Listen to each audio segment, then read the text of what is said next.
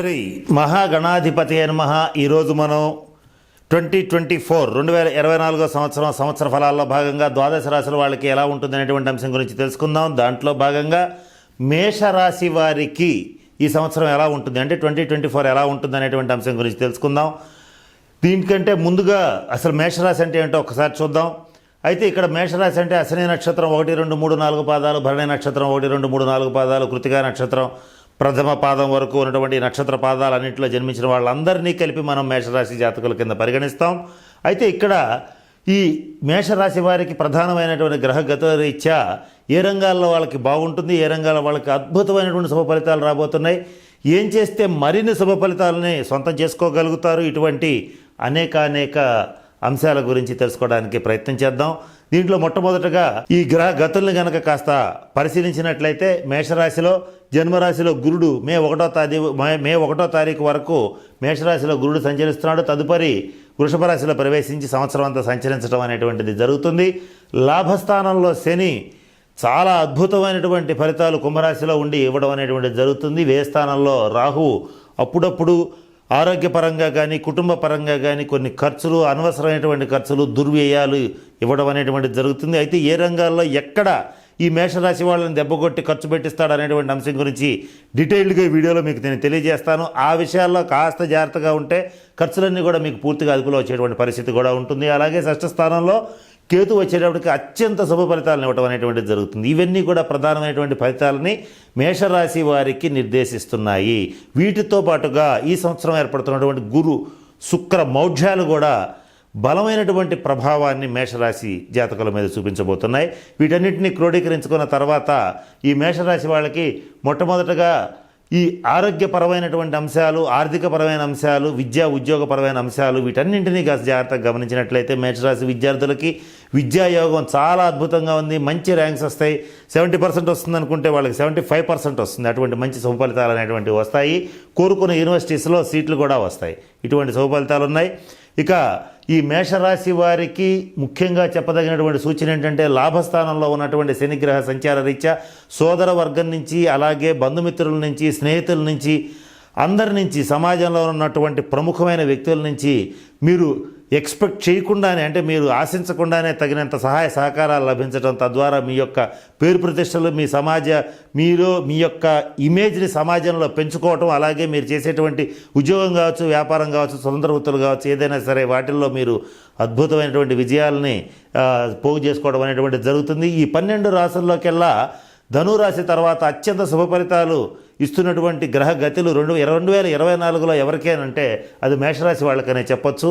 అటువంటి అద్భుతమైనటువంటి శుభ ఫలితాలు ఈ మేషరాశి వారికి శనీశ్వరుడు ఇవ్వటం అనేటువంటిది జరుగుతుంది. ఏ పని మొదలుపెట్టినా, ఏ పని ప్రారంభించినా, ఏ కొత్త ప్రాజెక్ట్ తీసుకున్నా కూడా చక్కగా విజయవంతంగా సక్సెస్ఫుల్గా పూర్తి చేయగలుగుతారు. కీర్తి ప్రతిష్టలు ఈ సంవత్సరం మిమ్మల్ని వెతుక్కుంటూ వస్తాయి. అత్యధికంగా శ్రమ పడతారు. శ్రమకు తగ్గట్టుగానే మంచి శుభ ఫలితాలను కూడా పొందగలుగుతారు. చక్కటి సంతోషం కలుగుతుంది. బంధుమిత్రులతో, కుటుంబ సభ్యులతో చక్కగా విందు వినోద కాలక్షేపాలు చేసేటువంటి పరిస్థితి కూడా గోచరిస్తుంది. అయితే ఇక్కడ మనం ఇంత చెప్తున్నాం, చాలా బాగుంది. ఇక్కడ తూర్పు వైపు ఎవరైనా సరే ప్రయాణం చేసినా, తూర్పు దిశ స్థలాలు ఉన్న, తూర్పు దిశ ఇళ్లలో ఉన్న వాళ్ళకి ఇంకా మరింత శుభ ఫలితాలు కూడా ఉండేటువంటి పరిస్థితి కూడా గోచరిస్తోంది. ఇక వివాహ విషయకంగా కనుక ఆలోచించేటట్లయితే మేష రాశి వారికి ఈ సంవత్సరం ప్రథమార్థంలో, అంటే జూన్ లోపలే వివాహ ప్రయత్నాలు సఫలీకృతం అవుతాయి. జనవరి నుంచి జూన్ లోపల వివాహ ప్రయత్నాలు సఫలీకృతం అవుతాయి. చాలామందికి వివాహం జరిగే పరిస్థితులు కూడా సుస్పష్టంగా గోచరిస్తున్నాయి. మంచి సంబంధాలు కుదరటం కూడా జరుగుతుంది. అయితే ఇది ఎవరికి వర్తిస్తుంది అని అంటే ఎవరైతే వివాహ వయసులో ఉంటారో, వివాహ యోగ్యమైనటువంటి వయసులో ఉంటారో, వివాహ యోగ్యత కోసం ప్రయత్నం చేస్తూ ఉంటారో వాళ్ళకి ఖచ్చితంగా వివాహ యోగ్యత అనేటువంటిది ఈ సంవత్సరం లభించి తీరుతుంది. అది ప్రథమార్థంలో. ఇక ద్వితీయార్థంలో కూడా అవకాశం ఉంది, కానీ ప్రథమార్థంలో అయితే మంచి సంబంధాలు వచ్చే అవకాశం కూడా ఉంది. ఇకపోతే ఈ మేష రాశిలో ఉన్నటువంటి ప్రభుత్వ రంగ, ప్రైవేట్ రంగ ఉద్యోగస్తులకి వాళ్ళు కోరుకున్న ప్రదేశానికి ట్రాన్స్ఫర్స్ అవుతాయి, ప్రమోషన్స్ వస్తాయి. ప్రభుత్వం నుంచి రావాల్సిన బకాయిలన్నీ చివరి రూపాయితో సహా వస్తాయి. ఈ ప్రైవేటు రంగంలో ఉండేటువంటి వాళ్ళకైతే వాళ్ళకు కూడా వాళ్ళు కోరుకున్న ప్రదేశాలకు వెళ్ళటం కానీ ఇటువంటివి కూడా జరుగుతాయి. వాళ్ళకి కూడా ఆర్థిక పరమైన వనరులన్నీ కూడా సమకూర్చినట్టుగా ఏర్పడతాయి. ఇటువంటి శుభ ఫలితాలు ఉన్నాయి. ఉద్యోగస్తులకు కూడా చాలా బాగుంది. ఇక వ్యాపార విషయానికి వచ్చేటట్లయితే చిన్న వ్యాపారస్తులు కావచ్చు, పెద్ద వ్యాపారస్తులు కావచ్చు, టర్నోవర్ బాగా పెరిగిపోతుంది. లాభాలు కూడా బాగా పెరుగుతాయి. ఏ రకంగా ఆలోచించినా మీరు పట్టిందల్లా బంగారంలా ఉంటుంది. వ్యాపార వర్గాలకి ఇది చాలా ఆనందాన్ని ఇచ్చేటువంటి సంవత్సరం అని చెప్పవచ్చు. ఇకపోతే స్వతంత్ర వృత్తులు, సెల్ఫ్ ఎంప్లాయ్మెంట్ రంగంలో ఉండేటువంటి వాళ్ళకి మాత్రం కొంత నిరాశాజనకంగా ఉంటుంది. అంటే ఇక్కడ స్వతంత్ర వృత్తులు అంటే ఎగ్జాంపుల్ చెప్పాలంటే డాక్టర్స్, లాయర్స్, ఇంజనీర్స్ వాళ్ళ వృత్తుల మీద వాళ్ళు ఆధారపడి బ్రతికేటువంటి వాళ్ళందరూ ఎవరైతే ఉంటారో ప్రొఫెషనల్స్ అంటారు వీళ్ళని. వీళ్ళకి మాత్రం కొంచెం శ్రమ అధికం, రాబడి కొద్దిగా తగ్గుతుంది. ఆ వార పేరు ప్రతిష్టలు బాగుంటాయి. అంటే ఆ బ్యాలెన్స్ చేయడానికి పేరు ప్రతిష్టలు బలంగా ఉండటం అనేటువంటిది జరుగుతుంది. సంతానపరంగా చక్కటి శుభవార్తలు వింటారు. పురుష సంతానం విషయంలో తప్పనిసరిగా శుభవార్త వింటారు. అలాగే సంతాన పురోగతి చూసి చాలా సంతోషపడతారు. ఇటువంటి శుభవార్తలన్నీ కూడా ఈ సంవత్సరం మేషరాశి వారికి ఏర్పడబోతున్నాయి. ఆర్థిక సమతుల్యతని సాధిస్తారు, ఆర్థికంగా అభివృద్ధిని సాధిస్తారు. స్థిర చరాస్తుల్ని ఈ సంవత్సరం కొనుగోలు చేసి తీరుతారు. ఇలా కొనుగోలు చేసేటప్పుడు మీకు కలిసి వచ్చేటువంటి దిశ వచ్చేటప్పటికి తూర్పు, తర్వాత పడమర, తర్వాత ఉత్తరం వరకు తీసుకోండి. కానీ ఈ వాయం బ్లాకు, ఆగ్నేయం బ్లాకు, నైరుతి బ్లాకు ఇటువంటివి మాత్రం స్థిరచరాస్తులు కొనుగోలు చేయవద్దు. ఇటువంటివి కొనుగోలు చేసినట్లయితే అనవసరమైనటువంటి సమస్యలు వస్తాయి. కాలం చాలా బాగున్నప్పుడు మంచి స్థలాలు కొనుగోలు చేయండి. వీధిపోట్లు ఉన్న స్థలాలు, రిస్క్ ఉన్న స్థలాలు ఇటువంటివి వీలైనంత వరకు చేయకుండా ఉండటం, తీసుకోకుండా ఉండటం చాలా మంచిది. ఇకపోతే ఈ మేషరాశి వాళ్ళు ఈ సంవత్సరం సంపదను సృష్టిస్తారు. వాళ్ళు చేసేటువంటి వృత్తిలో చక్కగా లాభాల బాట పడతారని చెప్పడంలో ఏమాత్రం సందేహం లేదు. ఇకపోతే మరి ముఖ్యంగా ఈ మేషరాశి వారికి కలిసి వచ్చేటువంటి దైవం సుబ్రహ్మణ్యేశ్వర స్వామి, తదుపరి ఆంజనేయ స్వామి. కాబట్టి ఈ మేషరాశి వాళ్ళు ఈ సంవత్సరం సుబ్రహ్మణ్య ఆలయాలని సందర్శించండి. ఇలా మోపిదేవిలో ఉన్నటువంటి సుబ్రహ్మణ్య ఆలయం కానీ, ఈ పళని సుబ్రహ్మణ్యేశ్వర స్వామి ఆలయాన్ని కానీ సందర్శించేటట్లయితే మరిన్ని శుభ ఫలితాలన్నీ పొందగలుగుతారు. కలిసి వచ్చేటువంటి రంగులు వచ్చేటప్పటికి ఎరుపు colour, orange colour, yellow colour, ఈ 3 కలర్స్ బాగా కలిసి వస్తాయి. కనుక మీ వాహనాల్లో కానీ, మీరు ధరించేటువంటి దుస్తుల్లో కానీ ఈ కలర్స్ ఉండేటట్లుగా చూసుకోండి. అవి మీకు మరింత అదృష్టాన్ని ఇస్తాయి. మీకు కలిసి వచ్చేటువంటి సంఖ్య 9, తర్వాత 3, తర్వాత 6 ఇటువంటి సంఖ్యలు మీకు బాగా కలిసి వస్తాయి. అంటే మీ వెహికల్ టోటల్స్ ఇలా ఉండేటట్లుగా చూసుకోండి. లేదంటే మీ సెల్ ఫోన్ నెంబర్ టోటల్ కూడా అలా వచ్చేట్టుగా చూసుకునేటట్టు మంచి శుభ ఫలితాలని తప్పనిసరిగా పొందగలుగుతారు.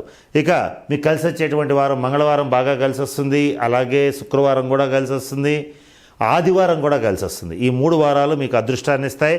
ఇక మీకు పనికి రాని వారం అంటూ ఏదన్నా ఉంది అని అంటే అది ఎటువంటి పరిస్థితుల్లోనూ బుధవారం అవుతుంది. బుధవారం నాడు ప్రముఖుల్ని కలవటం కానీ, ముఖ్యమైన కార్యక్రమాలు చేయటం కానీ, ముఖ్యమైన పనులు నిర్ణయించడం కానీ వీలైనంత వరకు చేయకుండా ఉండటం మంచిది. చేసేటట్లయితే కొంత వ్యతిరేకమైనటువంటి ఫలితాలు ఉంటాయి. ఇకపోతే మీకు కలిసి రాని రంగు ఆకుపచ్చ, గ్రీన్ కలర్ వీలైనంత వరకు వాడద్దు. మీ వాహనాలు కావచ్చు, లేదంటే మీరు ధరించేటువంటి దుస్తులు కావచ్చు, గ్రీన్ కలర్ లేకుండా చూసుకోండి. ఈవెన్ ఇఫ్ మీరు మీ ఇళ్ళకి కలర్స్ కూడా గ్రీన్ ఉండకుండా ఉంటే ఇంకొంచెం మంచిది. ఇకపోతే ఈ మేషరాశి వాళ్ళకి కలిసి వచ్చేటువంటి లోహం వెండి. కనుక మీరు వెండి లాకెట్ని ధరించడం కానీ, వెండి ఉంగరాన్ని కానీ ధరించేటట్లయితే మీలో కొంత పాజిటివ్ ఎనర్జీ ఇంకా బాగా బలంగా పెరుగుతుంది. సహజ సిద్ధంగానే పోరాట పటిమ, ధైర్యం, ముక్కుసూటితనం, పట్టుదల ఉండేటువంటి మేషరాశి వాళ్ళకి ఇవన్నీ కూడా ఈ సంవత్సరం ద్విగుణీకృతం అవుతాయి. మంచి ఫలితాలు వస్తాయి.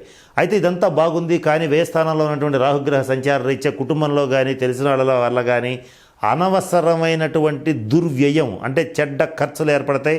వీటిని ప్రయత్నపూర్వకంగా ఆపుకోవాలి. ఇందాక నేను చెప్పదలుచుకున్న అంశం ఏంటంటే, ఒక్క విషయం కాస్త జాగ్రత్తగా గమనించుకోండి. అనవసరమైనటువంటి పట్టుదలకి, వృధాగా యుగోలకి పోయి అనవసరమైనటువంటి విషయాల్లో తలదూర్చవద్దు. అనవసరమైనటువంటి పందాలు కాయవద్దు. బెట్టింగ్స్ జోలికి పోవద్దు. ఇటువంటివి కనుక పోయేటట్లయితే ఈ రాహుగ్రహ ప్రభావరీత్యా చాలా ఎక్కువగా ధన నష్టం జరిగే అవకాశం ఉంటుంది. కనుక అటువంటి పనులు ఈ సంవత్సరం చేయవద్దు. ఇది ఇందాక నేను చెప్పదలుచుకున్న అంశం. కనుక ఈ విషయంలో మాత్రం మేషరాశి వాళ్ళు చాలా జాగ్రత్తగా ఉండాలి. ఇకపోతే మేషరాశిలో మనం అనుకున్నట్లుగా అశ్విని నక్షత్రం, భరణి నక్షత్రం, కృత్తికా నక్షత్రం 3 నక్షత్రాలు ఉంటాయి. అశ్విని నక్షత్రం వాళ్ళకి ఈ సంవత్సరం తిరుగులేదు. చక్కగా వీళ్ళు ఏం చేసినా కూడా మంచి దశలో ముందుకెళ్ళడం జరుగుతుంది. వాళ్ళ సాఫ్ట్వేర్ ప్రొఫెషనల్స్ కావచ్చు, ఇంకా ఎవరైనా సరే, అంటే ఉద్యోగస్తులు, వ్యాపారస్తులు, రాజకీయ నాయకులు ఎవరైనా సరే బాగుంది. ఇక భరణి నక్షత్రం వాళ్ళకు కూడా ఆర్థిక అభివృద్ధి బాగుంది. ఆరోగ్యం కూడా చాలా బాగుంటుంది. ఇక కృత్తికా నక్షత్రం వాళ్ళ విషయానికి వచ్చేటట్లయితే కృత్తికా నక్షత్రం మొదటి పాదం వాళ్ళు మాత్రం దీంట్లో ఉంటారు. వీళ్ళు మాత్రం ఆరోగ్య విషయంలో కాస్త జాగ్రత్తగా ఉండాలి. కొంత శస్త్రచికిత్స జరిగే అవకాశం కానీ, వాహన ప్రమాదాలు కానీ, సడన్ యాక్సిడెంట్స్ జరిగే అవకాశం ఉంటుంది. ఖచ్చితంగా వీళ్ళు మాత్రం తగిన శాంతి పరిహార క్రియలను జరిపించుకోవడం అనేటువంటిది ముఖ్యంగా చెప్పదగినటువంటి సూచన. ఇకపోతే ఈ కృతికా నక్షత్రం ప్రథమ పాదం మేషరాశి వాళ్ళకి మాత్రం తప్పనిసరిగా ఎవరైతే విదేశీయాన ప్రయత్నాలు చేస్తూ ఉంటారో వాళ్ళకి ఆ ప్రయత్నాలు తప్పనిసరిగా సక్సెస్ అవుతాయి. అలాగే విదేశీ స్థిర నివాసం కోసం అంటే గ్రీన్ కార్డు, పాస్పోర్ట్ వాటి కోసం ప్రయత్నం చేస్తుంటారో వాళ్ళకి ఈ సంవత్సరం 2024 చాలా అదృష్టకరమైనటువంటి సంవత్సరంగా చెప్పొచ్చు. ఈ సంవత్సరం అవి తీరే పరిస్థితులు కూడా బలంగా గోచరిస్తున్నాయి. ఇకపోతే మేషరాశి వాళ్ళు చేసేటువంటి పనుల్లో చక్కగా వ్యవహార జయం కోసం ఇంట్లో తప్పనిసరిగా మనీ ప్లాంట్ని పెట్టుకోండి. మనీ ప్లాంట్ని పెట్టుకునేటట్లయితే మీరు ఏ పని చేపట్టినా చక్కటి జయం కలుగుతుంది. అంటే ఏ పనైనా సక్సెస్ఫుల్గా పూర్తి చేయగలుగుతారు. అలాగే తులసి మొక్కను కూడా ఇంట్లో ఉంచండి. తులసి మొక్కని ఉంచడం వల్ల, మనీ ప్లాంట్ని రెండింటిని మీ ఇంట్లో పెంచుకోవడం వల్ల ఒక పక్క ఆర్థిక అభివృద్ధి, ఆరోగ్య అభివృద్ధి, అంతేకాకుండా వాటితో పాటుగా వ్యవహార జయం కూడా కలిగేటువంటి పరిస్థితి ఉంటుంది. మేషరాశి వాళ్ళకి ముఖ్యంగా చెప్పదగినటువంటి సూచన. ఇకపోతే ఈ మేషరాశి వాళ్ళ విషయానికి వచ్చేటట్లయితే ఎవరు ఏ రకంగా ప్రవర్తించినా, ఎన్ని తప్పులు చేసినా కూడా మీ దృష్టికి రానంత వరకే, మీ దృష్టికి ఒక్కసారి వచ్చిన తర్వాత వాళ్ళని తీవ్రంగా దండించడం, అరవటం లేదా ఏదైనా పనిష్మెంట్ ఇవ్వటం అనేటువంటిది జరుగుతుంది. ఇటువంటి విషయాల్లో కాస్త జాగ్రత్తగా ఉండండి. ప్రత్యేకించి టైం బాగున్నప్పుడు శత్రువులను పెంచుకోవడం అంత మంచిది కాదు. సినిమా రంగంలో ఉండేటువంటి వాళ్ళకి కొంత వ్యతిరేకంగా ఉంది. కాస్త ఆర్థికంగా వెనకబడ్డా కూడా ప్రభుత్వం నుంచి వచ్చేటువంటి నంది అవార్డులు లాంటి పురస్కారాలు ఎవరికైనా ఉండేటట్లయితే వాళ్ళకి అవి ఖచ్చితంగా మేషరాశి వాళ్ళకి లభించే అవకాశాలు ఉన్నాయి. మేషరాశి సినిమా యాక్టర్స్ ఎవరైతే ఉంటారో, ఎగ్జాంపుల్ చెప్పాలంటే మహేష్ బాబు సినిమాలు ఏవైతే ఉంటాయో 2024లో రిలీజ్ అయ్యే ఉంటాయో అవి ఖచ్చితంగా సూపర్ హిట్ అయ్యేటువంటి పరిస్థితి సుస్పష్టంగా గోచరిస్తోంది. అంటే సినిమా రంగంలో ఉన్న వాళ్ళకి చాలా బాగుంది. ఇక ఏది ఏమైనప్పటికీ అధిక భాగం శుభ ఫలితాలు ఉన్నాయి. మేషరాశి స్త్రీలకైతే పట్టిందల్లా బంగారమే. వాళ్ళు ఏం చేసినా కూడా సక్సెస్ అయ్యేటువంటి పరిస్థితులు కూడా గోచరిస్తున్నాయి. ఇక ఇవి ప్రయత్నపూర్వకంగా మీరు చేయవలసినటువంటి పని ఏమిటంటే అనవసరమైన వాగ్వివాదాల జోలికి పోకుండా ఉండటం. అయితే ఇక్కడ ఒక చిన్న ఇబ్బంది ఏంటంటే ఎవరికైతే కోర్టు వ్యవహారాలు, మధ్యవర్తి పరిష్కారాలు, దీర్ఘకాలంగా ఉన్నటువంటి కోర్టు కేసులు ఏవైతే ఉంటాయో ఈ సంవత్సరం పరిష్కరించబడతాయి. కానీ ఇది కొంచెం నిదానంగా జరుగుతుంది ఈ ప్రాసెస్. అనుకున్న వెంటనే ఈ పరిష్కారం జరగదు. ఒకవేళ తీర్పు వచ్చినా కూడా దాని ఫలితాలు రావడానికి కొంతకాలం వెయిట్ చేయవలసి వస్తుంది. ఇటువంటి పరిస్థితులు ఈ సంవత్సరం గోచరిస్తున్నాయి. మరిన్ని శుభ ఫలితాల కోసం వ్యక్తిగత జన్మ జాతక రీత్యా తగిన శాంతి పరిహార క్రియలను పాటించేటట్లయితే ఈ సంవత్సరం ఏ రంగంలో ఉన్న వాళ్ళకైనా అద్భుతంగా ఉండేటువంటి పరిస్థితులు గోచరిస్తున్నాయి. కనుక నేను చెప్పిన అన్ని అంశాలను దృష్టిలో పెట్టుకుని మేషరాశి వాళ్ళు చక్కగా అష్టైశ్వర్యాలతో, భోగభాగ్యాలతో ఉండాలని మనస్ఫూర్తిగా పరమేశ్వరుని ప్రార్థిస్తూ సెలవు తీసుకుంటున్నాను. స్వస్తి. ఈ వీడియో కానీ మీకు నచ్చినట్లయితే లైక్, కామెంట్, షేర్ చేయండి. మరిన్ని అప్డేట్స్ కోసం సబ్స్క్రైబ్ చేయండి.